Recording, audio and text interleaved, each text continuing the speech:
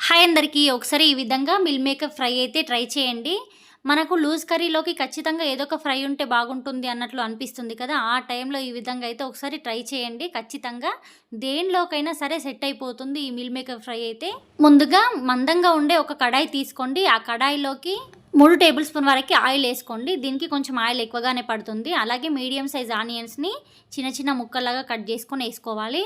తర్వాత పచ్చిమిర్చిని వేసుకోండి. ఓన్లీ మనం పచ్చిమిర్చితోనే చేస్తున్నాం కాబట్టి కొంచెం పచ్చిమిర్చి ఎక్కువగానే పడతాయి. మెయిన్ ఇందులోకి అల్లం, వెల్లుల్లి, 3 లవంగాలు, ఒక యాలుక వేసుకొని మెత్తని పేస్ట్ లాగా దంచుకొని ఇందులో వేసుకోండి.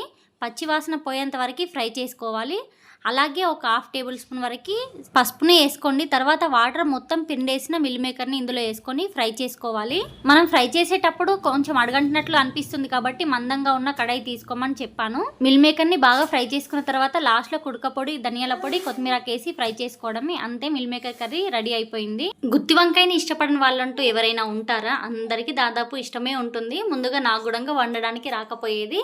ఈ మధ్యలోనే నేర్చుకొని మళ్ళీ వీడియో తీస్తున్నాను. ముందుగా వాటర్లో సాల్ట్ వేసుకొని వంకాయలని ఈ విధంగా నిలువుగా అడ్డంగా కట్ చేసుకోవాలి. తర్వాత ఒక ప్యాన్ పెట్టుకొని పల్లీలు, ధనియాలు, ఎండు కొబ్బరి ముక్కల్ని వేసుకోవాలి. తర్వాత లవంగాలు, యాలక్కు, ఒక దాల్చిన చెక్క వేసుకోవాలి చిన్నది. నువ్వులని లాస్ట్లో వేసుకోండి. ముందుగానే వేసుకుంటే మాడిపోతాయి కాబట్టి వాటన్నిటిని ఇప్పుడు బరకగా గ్రైండ్ చేసుకోండి.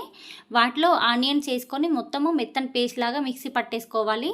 తర్వాత వంకాయ ముక్కల్ని ఆయిల్లో ఫ్రై చేసుకోవాలి. మీడియం ఫ్లేమ్లో సిమ్లో పెట్టేసుకుంటూ వాటిని ఫ్రై చేసుకున్న తర్వాత ముందుగా మనం మిక్సీ పట్టేసుకున్న మసాలాలో ఉప్పు, కారం, పసుపు వేసుకొని కలిపేసుకోండి. ముందుగా ఫ్రై చేసుకున్న వంకాయలో ఈ మసాలా పెట్టేసుకోవాలి. ముందుగా వంకాయలు ఫ్రై చేసుకున్న ఆయిల్లోనే పచ్చిమిర్చి, అల్లం వెల్లుల్లి పేస్ట్ వేసుకొని ఫ్రై చేసుకోండి.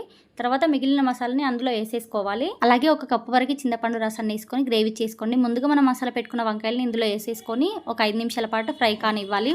లాస్ట్లో కొత్తిమీర వేసుకోవడం. అంతే, గుత్తి వంకాయ కర్రీ రెడీ.